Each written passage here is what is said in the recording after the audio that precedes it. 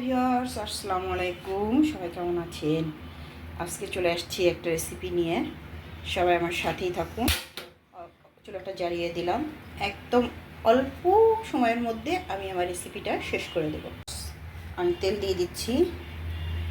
একটুখানি তেল কিন্তু যে মাছটা ভেজেছিলাম সেই মাছটার তেল কিন্তু আমি একটু দিয়ে দিয়েছি। আপনারা একটু দেখতে পারতেছেন। এখন আমি আর 2 চামচ তেল দিয়ে দেবো, বেশি দেবো না। তেল বেশি খাওয়া কিন্তু আসলে ভালো না।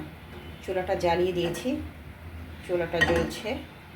এই যে এখন আমি দিয়ে দিচ্ছি একটু লবণ, যাতে চারিপাশে ছিটে না যায়। এটা তো প্রতিদিনকার একটা নিয়ম আমার। এইভাবে আমি কিন্তু লবণটা দিয়ে দিয়েছি। এই যে দেখেন, এখন এটা গরম হচ্ছে। তারপর আমি একটু পেঁয়াজ কুচি দিয়ে দেবো, রসুন কুচি দিয়ে দেবো।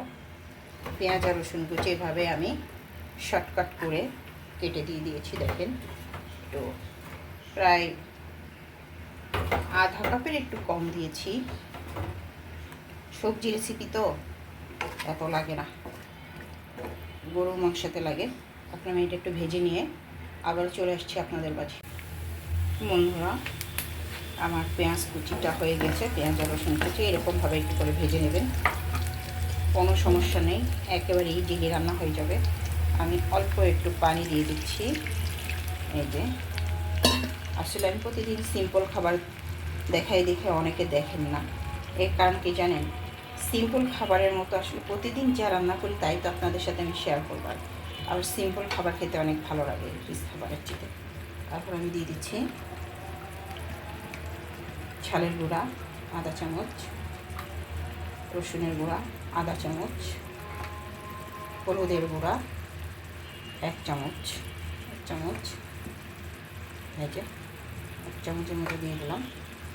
এখন আমি দিয়ে দিলাম পানিটা দিয়ে দিয়েছি, লবণ একটু দিয়ে দিয়েছি। এটা নামানোর আগে অবশ্যই নিয়ে নেব। একটু মশলাটা কষিয়ে তারপর আবার ফিরে আসছি, কারণ বেশি দেখাইতে গেলে ভিডিও বড় হয়ে যায়। পুরা মশলা কষানো হয়ে গিয়েছে। এখন আমি দিয়ে দিচ্ছি একটা ইলিশ মাছ ভেজে রেখেছিলাম, আর ইলিশ মাছের তেল ডিম সব আমি একসাথে ভেজে এটা দিয়ে দিলাম। এইভাবে কিন্তু দিয়ে দেবেন। দেখেন, আমি ইলিশ মাছটা কিন্তু ভেঙে দিচ্ছি। এভাবে ভেঙে দিবেন, এটা টেস্টটা আলাদা। এই যে দেখেন, এইভাবে ভেঙে দিবেন। আমি দিয়ে দিচ্ছি কচুমুখী। এভাবে কচুমুখী রান্না করবেন। কিন্তু মাছের তেলটা এবং মাছটা কিন্তু ভেজে নিয়েছিলাম। কাঁচাটা দিলে অত ভালো লাগে না খেতে, ভেজে দিলে কিন্তু অনেক মজা লাগে, টেস্ট লাগে। আমি এখন পানি দিয়ে দিচ্ছি।